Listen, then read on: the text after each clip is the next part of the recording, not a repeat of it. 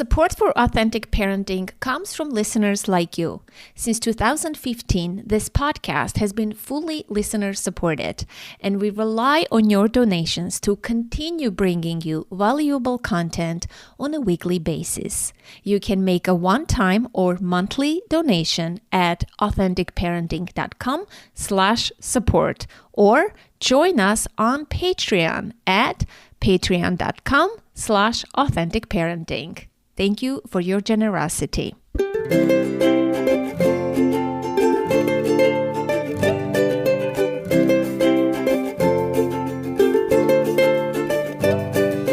I am Anna Seawold, and this is Authentic Parenting, a podcast about growing ourselves while raising our children. I'm a psychologist, educator, and parent coach. And on this podcast, I explore how you can connect to your authentic self, practice radical self-care, and raise emotionally healthy children. Let's break the cycle of generational trauma for a more peaceful, kind, and compassionate world. Today, 3 ways to prevent parental burnout. I welcome to the show a returning guest, Dr. Kate Gawlik. She's an associate professor of clinical nursing and family nurse practitioner at The Ohio State University. She's a national expert on parental burnout and stress, and her research focuses on prevention of burnout. Her most recent work involved developing a new scale, the very first instrument on measuring working parent burnout. She works with parents and families to build and rebuild relationships and help tear down the culture of achievement that society has built. You can listen to her first interview in episode Parental Burnout, Causes, Signs, and How to Cope with It. It's a great episode if you want to learn what burnout is, how to spot the signs, and most importantly, what first steps you can take to mitigate it. Parental burnout is a serious and real issue. I care a great deal about this topic, and in fact, it's the focus of my book. And I myself have experienced burnout in the past, and I did not know that I was in burnout. Kate and her colleagues conducted 2 surveys. The first one was during the pandemic, which revealed that 2/3 of working parents were in severe burnout. 2 years later, they conducted another survey. She said that they decided to design the study about parental burnout and focus on post-pandemic triggers that so many feel. Expectations, perceived judgment, children's playtime and activities, relationships with spouses and other adults, and mental health situations. The findings of the survey are in the pages of their report. I will have links in the show notes to the reports as well as the quiz that they developed that helps you identify if you are in burnout. Another episode I highly recommend is The Consequences of Parental Burnout with Moira Mikolojak. It goes deeper into the topic of burnout and specifically talks about the consequences of parental burnout on children as well as parents. In today's conversation, we talked about adjusting our expectations, lowering demands, simplifying, the importance of free play, the downside of overscheduled lives, and much more. As you may know, on August 28, U.S. Surgeon General Dr. Vivek Murthy issued an advisory warning that the pressure parents face has become a public health issue. According to a 2023 American Psychological Association survey, 41% of parents reported they can't function most days due to stress, and 48% said they're completely overwhelmed. In response to this advisory, I was interviewed for CNN's article, "Parents Are Not Okay Right Now. Here is What They Can Do." And one of the tips that I recommended in this interview was adjusting our expectations. I hope you'll find this episode helpful. Please enjoy, and thank you for listening. welcome, Kate. I always love having returning guests. Mhm. Thank you so much for having me. I'm so happy to be here today. Yeah, so what's new in your life? What has changed in your work, research since the last time that we spoke? So we continue to really, research and focus on parental burnout and specifically, related to working parents, but it's now floated into, other spaces too, kind of looking at, upstream, I'll say upstream and downstream effects of parental burnout on parents and kids. So, we continue to use a scale that we developed that really helps people to determine, where they are on the burnout spectrum to kind of guide our research. But we recently did and conducted another, very large survey where we were asking parents about various aspects of, mental health, the relationship with parental burnout. And then we did a little bit more investigation into some of the child factors. So things that we were a little bit suspicious about and whether those were contributing to parental burnout. Without hearing what they are, I'm just going to say, yes, they are. They are contributing. It's bi-directional. This thing is hard. Mhm. Parenting is hard. Kids are annoying. It's difficult. Raising kids is hard, and especially, I've covered this topic on the podcast a lot. This burnout, stress related topics in more direct ways and more indirect ways. And we have talked about how today's parenting, which we call conscious, gentle, mindful, whatever today's millennial parenting is, they call millennial parenting too. That also contributes to the overwhelm and the burnout, the exhaustion of the parent. There are so many factors. And for the listener, I'm going to plug a few episodes as we talk about the topic today because they may not have heard those episodes. We've covered recently the harms of gentle parenting. And that was a great episode. And another one I covered with my colleague Laura Froyen.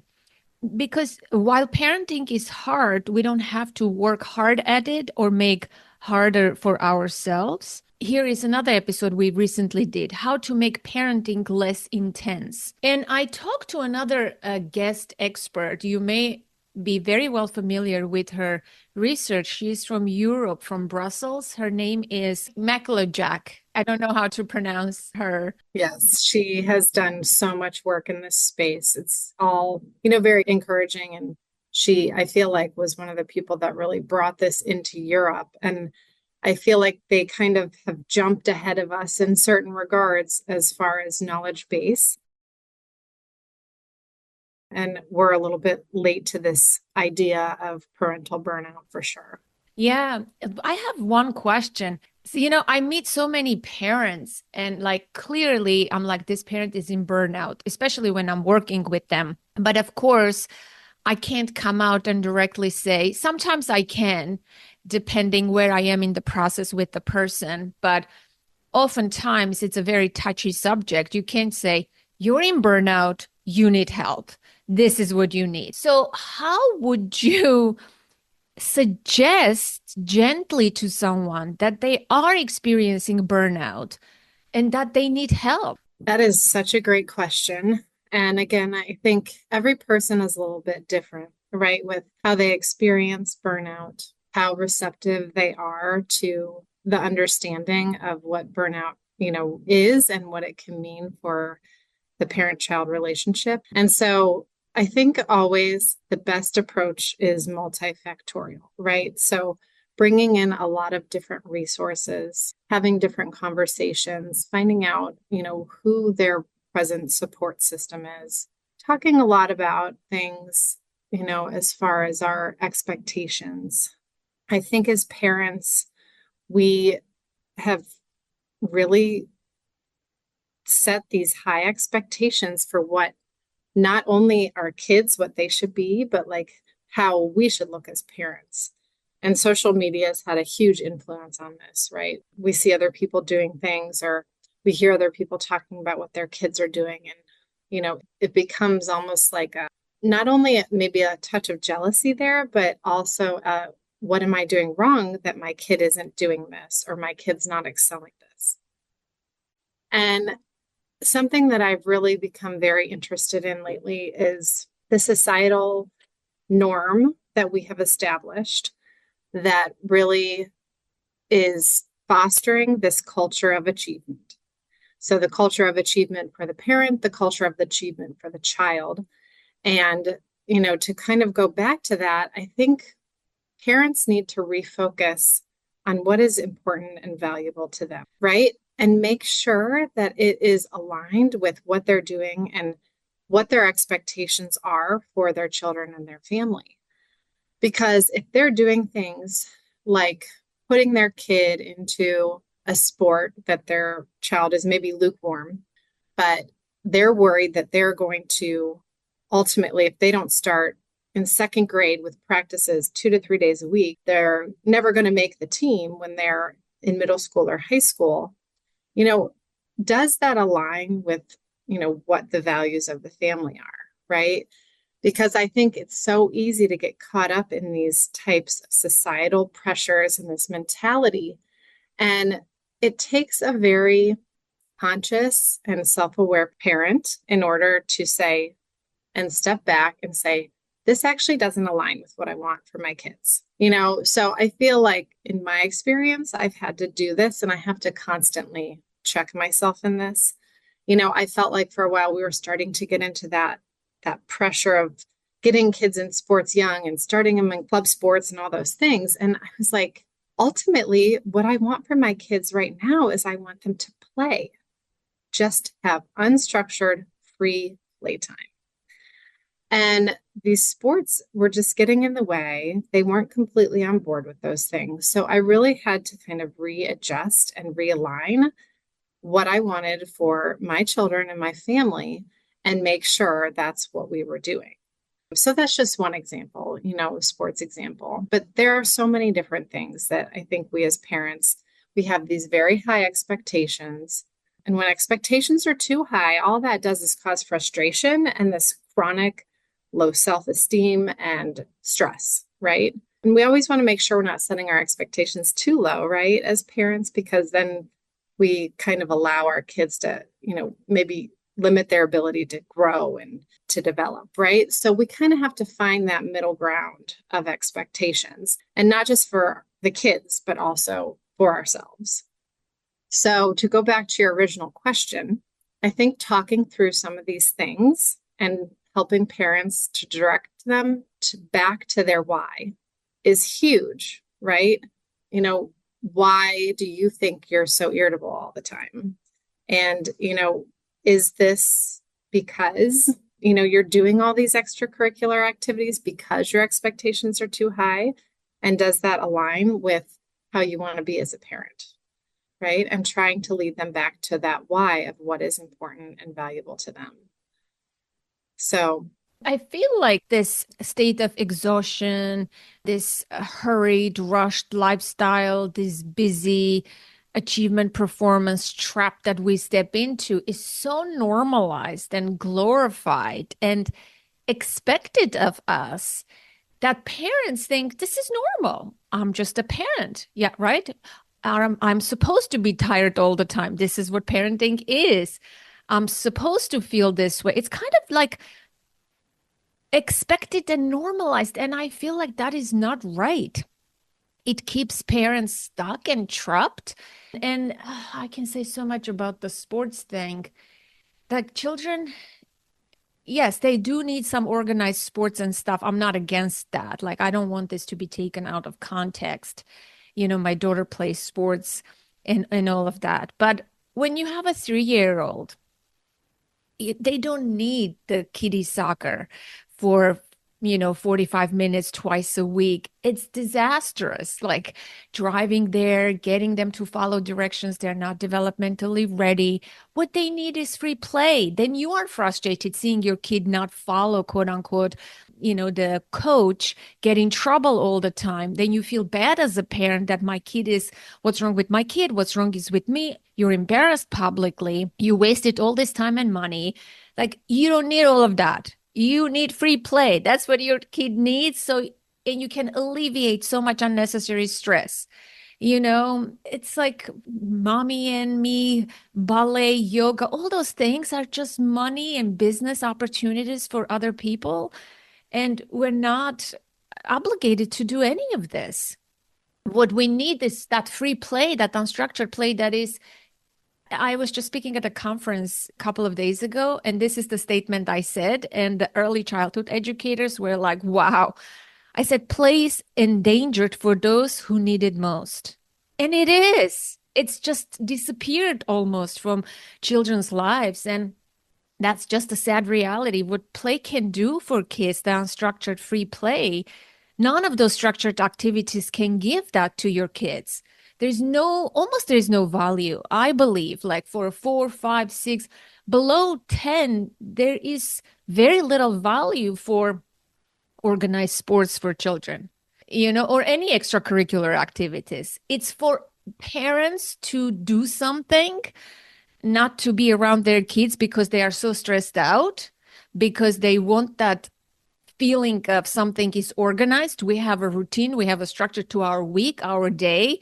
We sign them up for things because then we can get a break.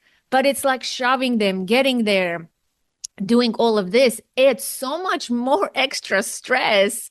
Instead, we can just say, no, let's just chill at home and do stuff. It's just a vicious cycle. I am so opposed to this. And I really like what you said too about many of the things that we're doing and starting at these young ages. Children are not developmentally ready for that. And I think that is also something that I find on a very regular basis is part of the reason why parents feel burned out and stressed is, again, their expectation is unrealistic for what the child's developmental level really is. And I think learning about that child development, like just knowing like tantrums are normal, right? Like when kids are a certain age, tantrums are normal. Even when kids are teenagers, right? They have tantrums that look a little bit different, right? But that is normal part of development. And I think having that understanding could really help parents to also not feel burned out and just to know that actually this is normal. And again, it kind of comes back to that idea of society and what society has really impressed upon us as parents of how our children should look. I even think about these kids that, might have a kindergartner that just started. And I cringe when I think about him sitting all day doing circle time and doing all these structured activities because I'm like, that to me is not what kids of that age should be doing. They should be playing, they should be running around all day. That is actually what is very appropriate for that age. So of course, I'm not going to say don't send your kid to school. Everybody's decision to do that is a little bit different and it looks different. But, it comes back to, again, you have to find what is the value of your family, what you guys value, and does that align with how you're actually parenting? Yeah, expectations is a huge one. Recently, when I say recently, August 28, I believe, right? Vivek Murthy issued that advisory, which I gave an interview for CNN about. I think that the name of the article was Parents Are Not Okay Right Now. Here is what they can do. So I was interviewed for this article and I made a bunch of suggestions. And number one was lowering and adjusting your expectations. It doesn't mean you don't want to have standards, but you really need to lower your expectations. That's not helping you. And, based on that advisory, the advisory declared that pressure on parents has gotten so bad that it's became public health problem, right? And they quoted a 2023 American Psychological Association survey, which revealed that 41% of parents are unable to function most days due to stress, and 48% feel completely overwhelmed. Like this is public health crisis right now. This is an important issue and we need to work together And I feel like parents need to be aware of this issue of burnout and, not to dismiss the signs that I'm exhausted. I hate my kids. I'm in a shame spiral. I feel inadequate. I feel like I'm damaging my kids. I'm not a good parent. I'm not good enough. That could be a sign that you're in burnout. And what could you do about it? There are things you could do. It is not normal and okay for any parent to feel that way. And we know the numbers are high. I remember your survey, your original first survey, two-thirds of working parents during the pandemic reported being burned out. What's that number now? And it doesn't only, I know you study the working parents, but it's all parents, you know? So that number actually is a little bit better than our last report. We were at about 57%, which I still think is, way too high.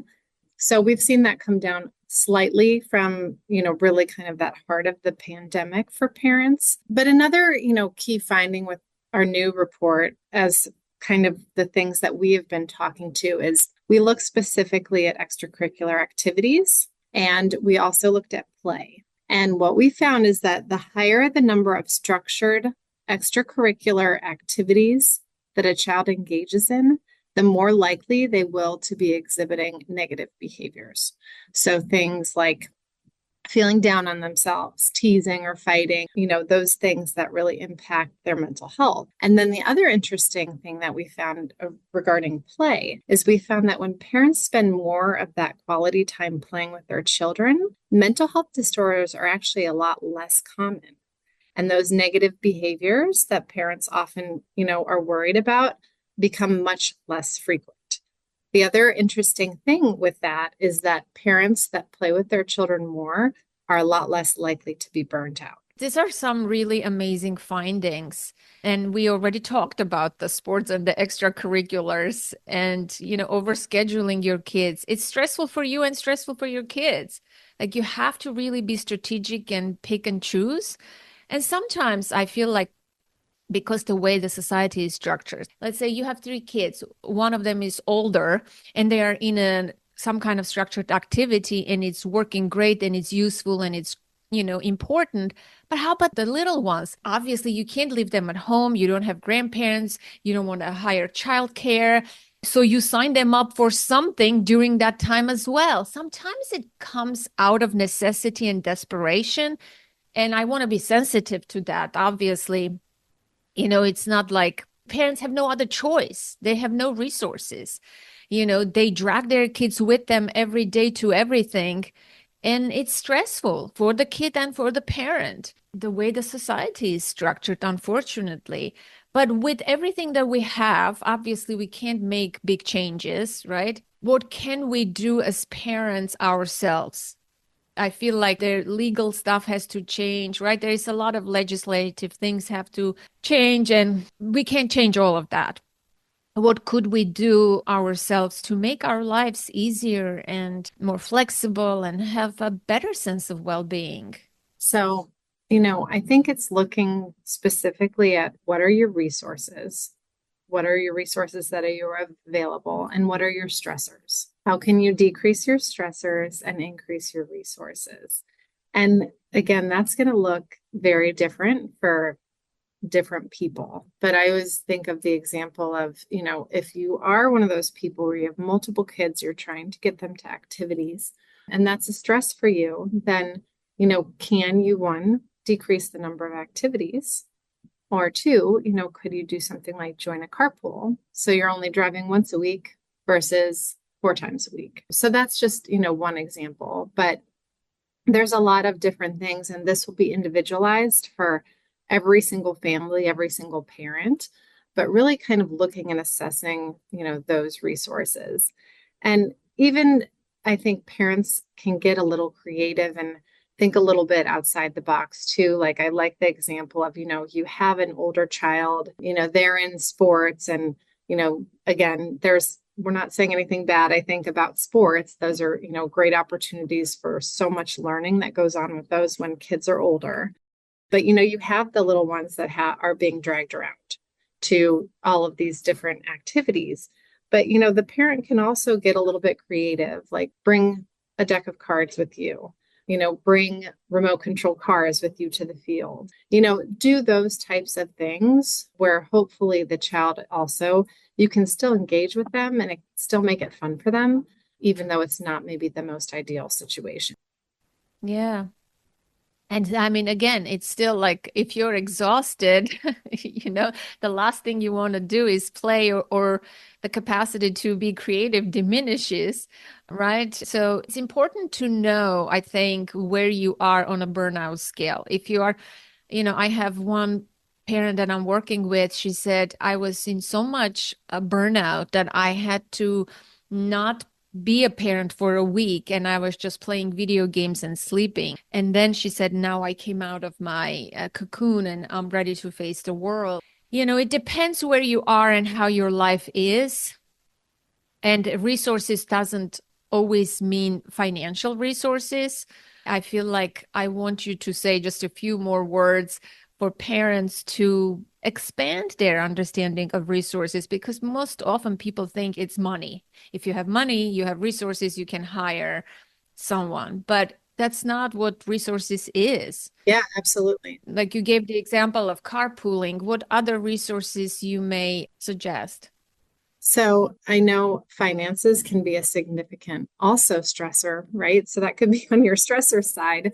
But if you think about, for example, do you have a support system? That is an example of a resource. So are there people out there that can help you when you need, a break? And we do know even like people in other countries, parents in other countries have a lot lower levels of parental burnout because they have that external or that family that typically is right there. Aunts and uncles are there, grandparents are there, so that's also an example of a resource. And it doesn't always have to be family members, it can be friends. Can you develop a network of people where you would trust them, or you guys could exchange kids, and even having a playmate can be really helpful. That's another example of a resource, somebody for your child to play with. It takes some of that load off of you, that mental load, that having to play with your child, that takes some of that off of you as well. So those would be examples too of some additional resources, that parents can kind of utilize. I think there's also tons of free things. I know I'm in Columbus, Ohio, and there's a resource that I would always go to when my kids were younger. I still do it, but it was a website that was like, what should we do today, Columbus? And it had all these free things to do all over, Columbus, just free things to do. And so we would go to festivals and we would go to metro parks and the libraries, for little events. So also kind of just knowing those types of resources are available. If you're a working parent, there's often resources available too through your company, depending on, obviously where your company is. But even, where I work, I have options for, emergency sick day care for your children. So kind of just doing a little bit more investigation too into maybe potentially some of those resources. So again, it's not always about finances. Resources are not always about that. There's a lot of kind of like parenting hacks you can do to really increase your resources as well.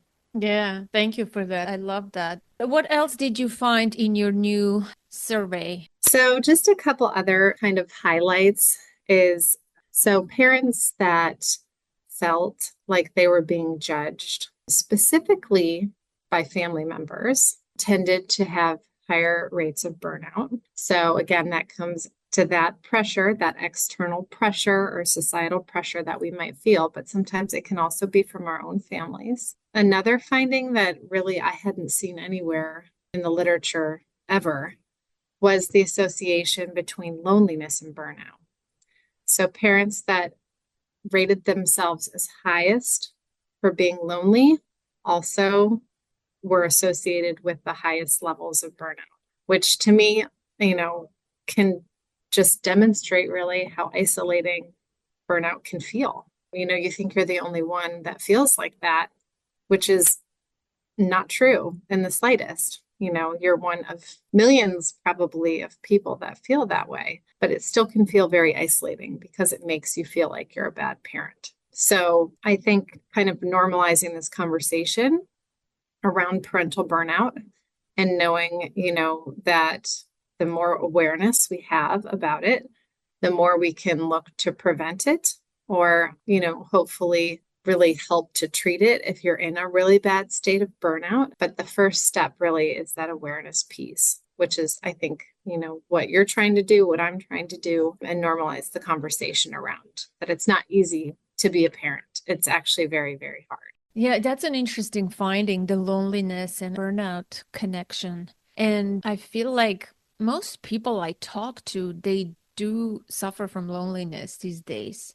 It just stands out, that issue of loneliness. And that goes with your earlier point of, making resources available for yourself and, you know, investing in human connections and creating a support system for yourself so that you won't be lonely and it will help with burnout.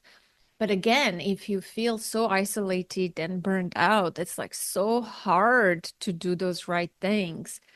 And I feel like social media, you talked about that, is a big factor.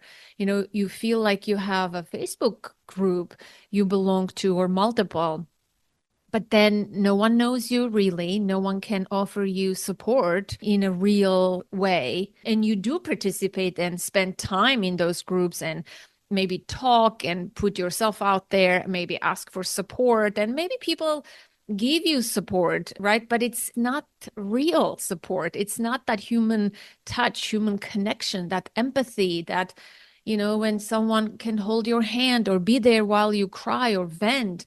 This social media and the internet is affecting big time, knowing that it's a good resource, but maybe, invest in real life, real people type of connections and resources more. And this could be your auxiliary, Facebook groups and things like that. That's not real connection. I mean, we know it, but we still rely on it, I feel like. And that has to change. I think too, one of the key things with parents, and I mean, pretty much everyone, you can't go to the park and expect, to find your best friend there. I mean, sometimes that does happen, right? But I think you need to be and put yourself in a situation when you're seeing the same people on a regular basis, because that is how you develop relationships. So you need to find some kind of, whether it's, story hour or something where you're going to see the same people over and over and over again, because that's ultimately how you build a relationship. It's not one time going to the park and maybe exchanging a phone number with another parent. That could potentially build a relationship, but honestly, the easier way to do that is just making sure you're putting yourself where you're seeing the same people over and over again. And it can, like you said, it can be so hard if you're already in that cycle of burnout and you're in that loneliness, but it's taking that first step, that we think about the definition of insanity, right? Is doing the same thing over and over and expecting a different result. And if that's how you've been feeling and, you are isolating yourself because you just can't make that first step, then you're going to continue to feel that way. So you have to do something different. Yeah, I agree. I'm like, the park is a good example. I mean, going to a playground. And I feel like most parents feel like you have to either connect right away with someone, but it's an investment. Like you said, you have to, number one, be okay with small talk. You need to initiate. No one, and everybody feels the same way, right? Everybody is awkward, everybody is lonely and isolated, and they're not feeling great. Maybe, you don't know what happened in their day that day. And so I think making that small talk, making that connection, and doing it frequently in the same places with the same people, then it can yield to something. Whereas I think, again, it comes down to expectations. If you don't connect and click with one person right away, then why put myself out there? Nobody likes me. I am bad. I am, you go down that spiral, and that's not great. And I encourage people to do that. I mean, if someone is listening and feeling lonely, it's okay. Make that initial first step. That could be that, like that other mom on the other side, maybe she was waiting for that moment too. Somebody has to initiate, and if we wait, no one will, you know. Yeah, and the other thing is you always have something in common. Your kids, right? Yes. Like Yeah. you always have something that you can talk about because, if it's another parent, then they could be experiencing exactly what you're experiencing with. And I think another way, for parents is, let's say, for example, you have a child that maybe has ADHD. That can be very isolating. But if you have other parents that are also dealing with that, try to connect with those parents because those are the ones that are really kind of going through that experience just like you are. And so they're going to be the ones that you're likely going to connect with a little bit faster because you're dealing with the same things. And you can start with Facebook groups. There are a ton of Facebook groups out there for ADHD, for all sorts of, right, moms and groups and kids. So I would say start with the Facebook group if it's harder to approach people in real life. However, make those connections online and ask them to meet in person outside. Take it offline, start the initial connection online and go to your local Facebook groups. It seems like every town has their parenting groups. I am in a bunch of them in my area, for example. And you can just start a walking group or moms with strollers. Let's go on a walk. Let's go on a coffee date. Let's do this. Let's do that. Just put out something out there and see what, who clicks or who responds to that. But meet in person, take it outside of the internet. I can't emphasize that enough because when you meet in person, it's so different. And another thing I want to say about this, I feel like just like anything in our life, from politics to parenting, everything is so black and white and divided. If you're not a conscious parent, then I can never be friends with you. If you are a Trump supporter, I can never be friends with you. Like we've gotten too deep into this division mindset. So what if someone doesn't parent like you? You can still enjoy their company and be friends with them. It doesn't have to be this determining factor. I know many parents who say, oh, she uses rewards and punishments, or she uses this kind of parenting, or she doesn't read gentle parenting books. How can I be friends with them? But I feel like we shouldn't be so rigid, because that can lead to loneliness. It's okay to be different. You don't have to parent the same way. I have so many friends that parent completely differently than I do. And I'm not judging them. I love them as a person. It doesn't mean our approach and mindset is different about parenting, but I love them, enjoy their company as a person. That's what matters. It's not, you know what I mean? Not everything has to be about parenting and kids. Let's think globally about friendships and womanhood and sisterhood. Let's talk about those topics, not always parenting. It's a trap again. What are your thoughts on this? Yeah, I absolutely agree. And I think the other understanding that, can really unite us is that everybody is doing their best. Everybody is doing what they think is best for their child. And how we respond in one moment might be totally different how we respond in another moment. There are always going to be times as parents when we look back and think, wow, I wish I wouldn't have done that, or I wish I wouldn't have reacted that way. And you could be catching a parent in the midst of that, right? So I think having that grace to know that things are just, as a parent, they're hard and we're doing our best. And that is what unites us all, and that we want the best for our kids. So, Yeah, I mean, you're speaking about my language, compassion for oneself, self-compassion for oneself, and compassion for others. This is another important tool, I feel like, for burnt out parents, is while you're going through the struggles and the challenges, you don't have to be hard on yourself, criticize yourself, beat yourself up, berate yourself.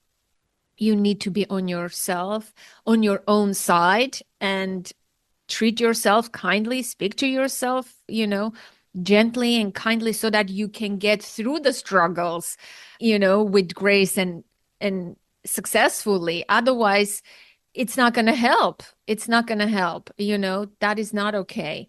What have you changed in your own life based on all of those findings and surveys and things like that as a working mom of 3 children? It's actually four. I have four children. Oh, you have 4? I thought it was 3. Oh my goodness. Yeah. And so I think the biggest thing that I have changed has come to the extracurriculars and, what I'm willing to let each child do. And again, there's so many positive things with sports. And so I don't want to, take that away. It's just how much they're doing and is it appropriate for their age, right? So I think that's probably based on these things that we're learning, is really scaling back on our number of extracurricular activities. And I think the other thing, honestly, is just kind of what we were talking about with the societal, having the awareness of the societal pressure of this culture of achievement and trying to ensure that what we're doing and how we're parenting is aligned with what our values are. So those are really, I think, have been my key takeaways, that I'm constantly, self-assessing those things and readjusting if needed, if they're not aligning.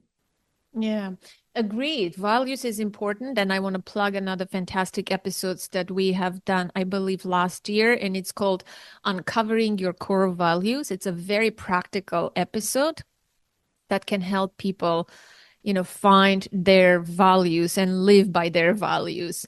It's easy sometimes to get disoriented in this world and follow trends and things like that and lose your own voice in the noisy world.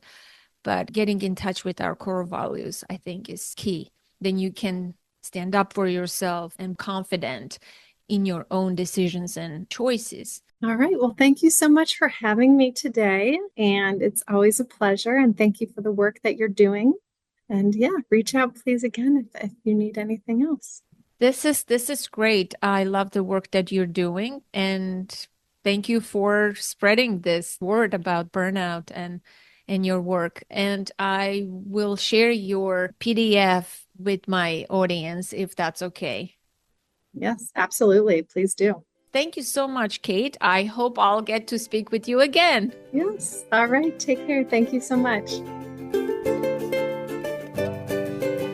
That concludes today's conversation, my dear listener, and I hope you found it helpful. Did you learn something new? Have you ever been in burnout? What's your biggest takeaway from this episode? I love hearing from you. I welcome your feedback, comments, and questions. Go to authenticparenting.com/contact and see the many ways to get in touch with me. Be sure to hit that follow button so you don't miss future episodes. Take a moment to rate and review us on your favorite podcast platform. It really makes a difference and helps others discover our community. If you find the show helpful and enjoy the content, consider supporting us by making a donation. Suggested amounts are $5, $10, and more.